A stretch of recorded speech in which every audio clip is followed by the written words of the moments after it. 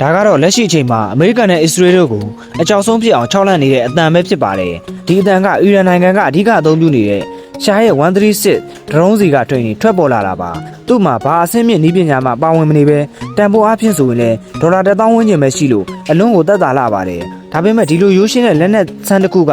အနောက်အုပ်စုရဲ့လေကြောင်းရန်ကာကွယ်ရေးစနစ်တွေကိုတော်တော်လေးကိုခေါင်းခဲသွားစေခဲ့ပါတယ်ဒီ drone ရဲ့အနောက်ဘက်မှာဆိုင်ကယ်အင်ဂျင်ကိုတက်ဆင်မောင်းနေထားတာဖြစ်လို့လမ်းမပေါ်မှာဆိုင်ကယ်တစ်စီးလိုပဲအလွန်ဆူညံတဲ့အတန်ကိုထွက်ပေါ်စေပါတယ်။ drone ရဲ့အလျားက 3.5 မီတာပဲရှိပြီးအလေးချိန်ကကီလိုဂရမ်200ရှိက